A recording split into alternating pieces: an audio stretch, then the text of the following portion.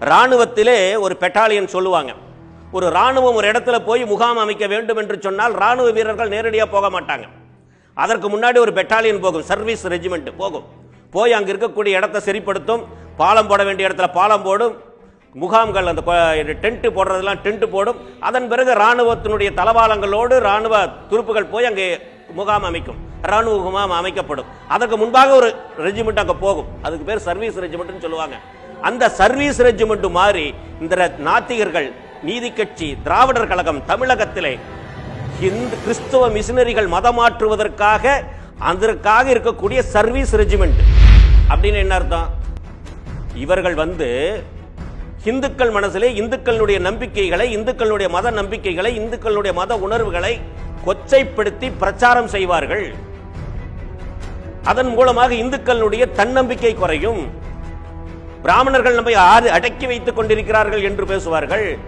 பிராமணர்களால் நீ கீழே போயிட்ட, தாழ்ந்து போயிட்டேன் என்று சொல்லுவார்கள். இவர்களுக்கு ஒரு தாழ்வு மனப்பான்மை உருவாகும். ஆகவே பிராமணர்களை எதிர்த்து நாம் வெளியே வர வேண்டும் என்று சொன்னால் இந்து மதத்தை விட்டு வெளியே வர வேண்டும், இந்து மத நம்பிக்கைகளை இருந்து வெளியே வர வேண்டும், இறை நம்பிக்கைகளே இருந்து வெளியே வர வேண்டும்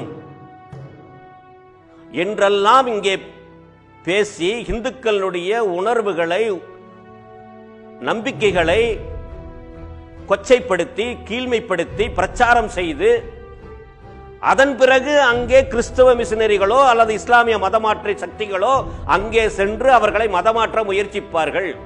எங்கே இந்து சிந்தனை, இந்து இறை உணர்வு குறைகிறதோ அங்கேதான் மதமாற்றம் நடக்க முடியும். இந்த மண்ணிலே கிறிஸ்தவ மயம் ஆக்கப்பட வேண்டும் என்று சொன்னால், இஸ்லாமிய மயம் ஆக்கப்பட வேண்டும் என்று சொன்னால் இந்துக்களுடைய நம்பிக்கைகள், இறை நம்பிக்கைகள், உணர்வுகள் மழுங்கடிக்கப்பட வேண்டும், மறக்கடிக்கப்பட வேண்டும், பாரம்பரிய பெருமிதம் அழித்தொழிக்கப்பட வேண்டும். அதற்காக கிறிஸ்தவ மிஷினரியினுடைய கைக்கூலியாக செயல்படுவதுதான் திராவிடர் கழகம்.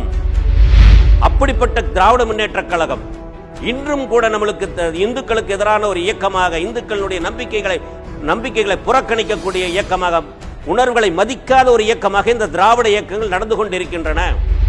இவர்கள் மாற்றத்திற்காக வேலை செய்யவில்லை, மதமாற்றம் நடப்பதற்காக வேலை செய்கிறார். சமுதாய மாற்றத்திற்காகவோ சமுதாய உயர்வுக்காக இவர் வேலை செய்யவில்லை.